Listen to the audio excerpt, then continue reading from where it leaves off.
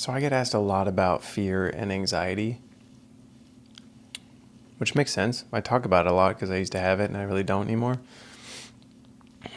And it just seems to be part of the awakening process. You lose those, which are great.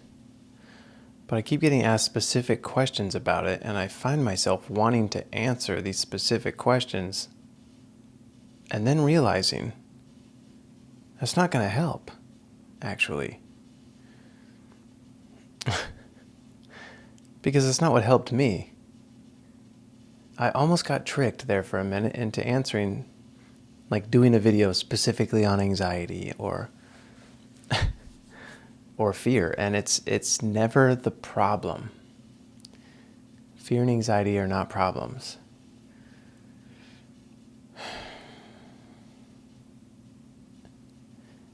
The solution to everything, and I had another video about this.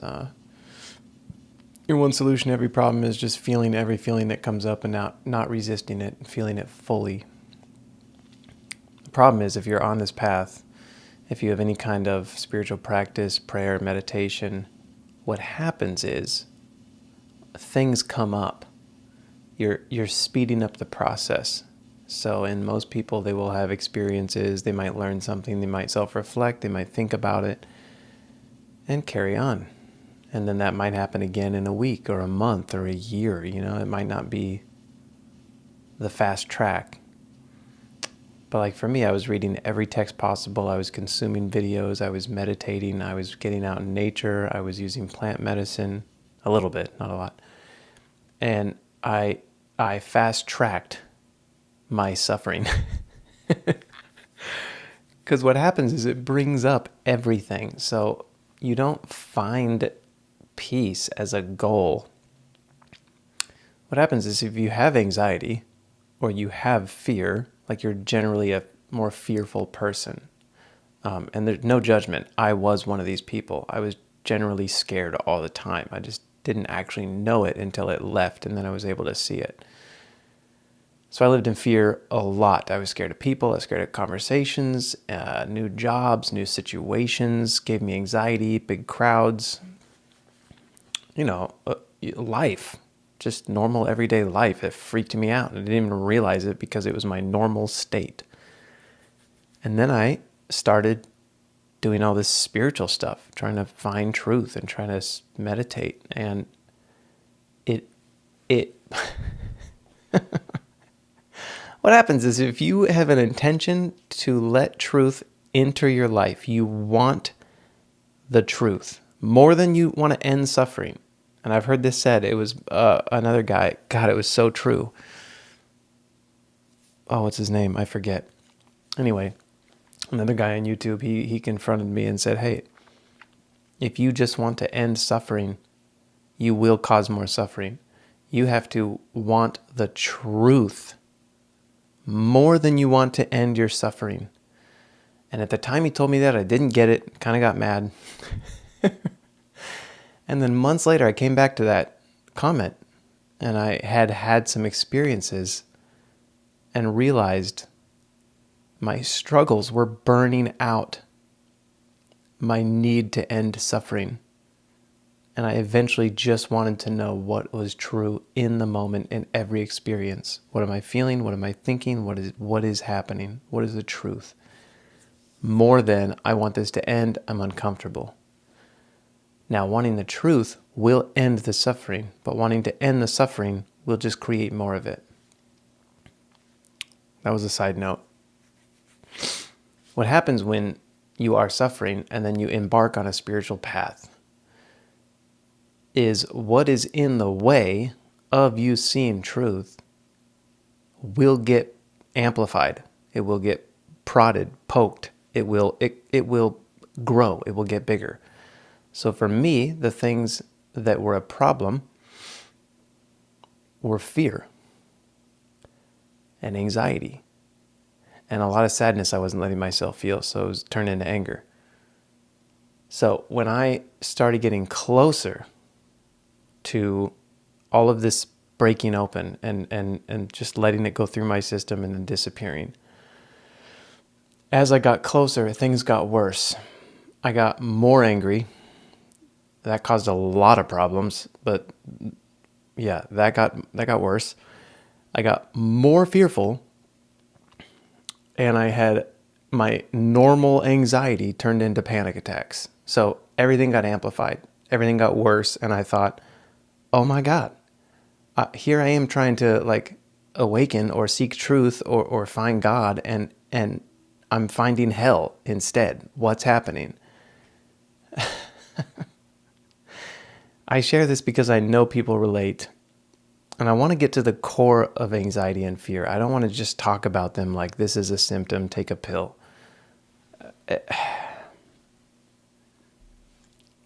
They are part of the ego.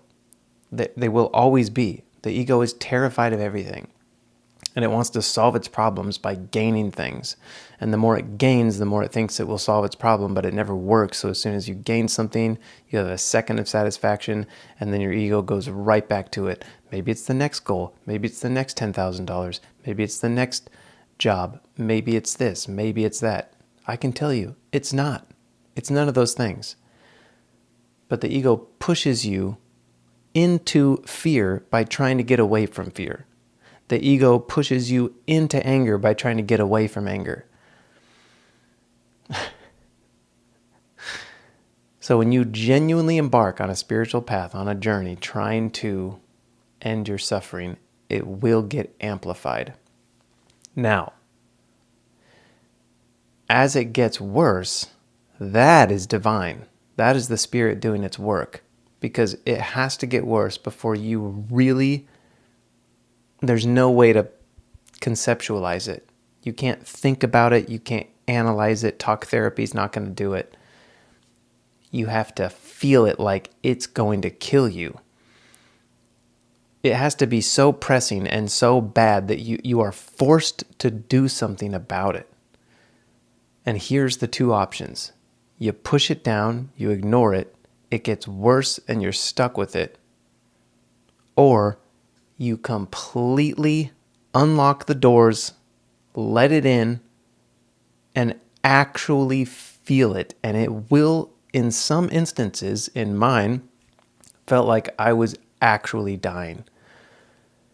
I remember calling a friend and saying, "There's no way, I will die, I can't feel this." And I did anyway, because I had no other option. Now, I'm not saying you have to do that now or tomorrow. Your path is your path. You will know when the time is right. It might be a little here and there. It might be all at once. It might be both. Everyone's is going to look different. You can't rush it. All you can do, all that I did, was sit still and let things come up. Because look, stillness is stillness. Emptiness is emptiness.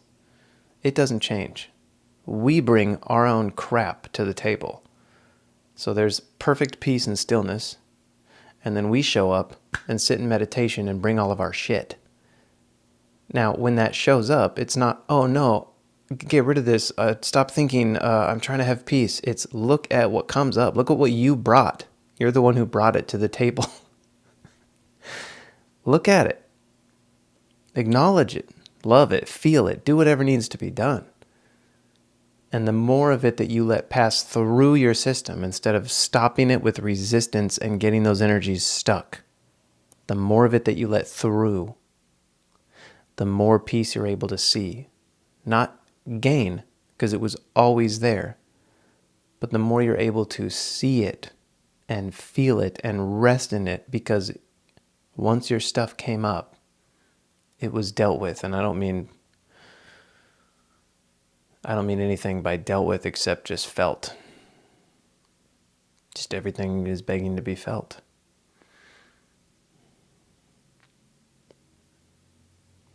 And as I've heard another teacher say, you just let go of more and more of yourself. And the less of you, the groovier it gets. And just on a more personal note, I still have stuff come up all the time. So I didn't do any videos this weekend. I saw some stuff in myself that I was unaware of that I thought, ooh, that's ugly.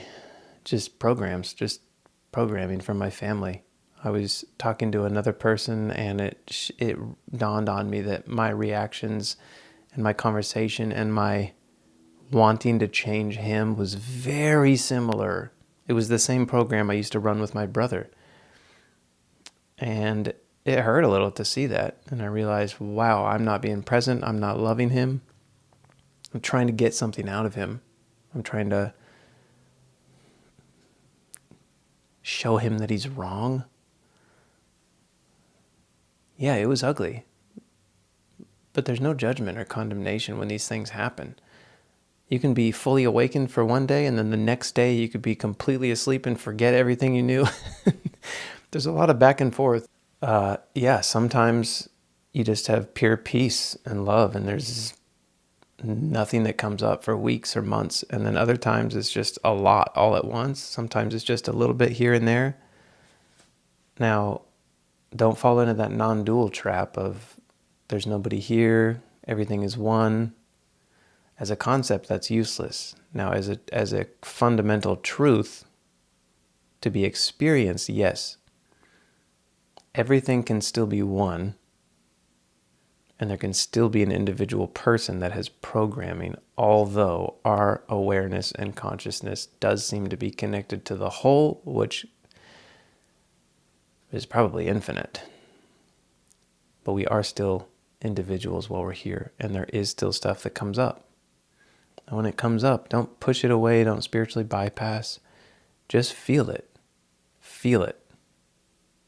Generally, you don't even need to do anything about it except feel it.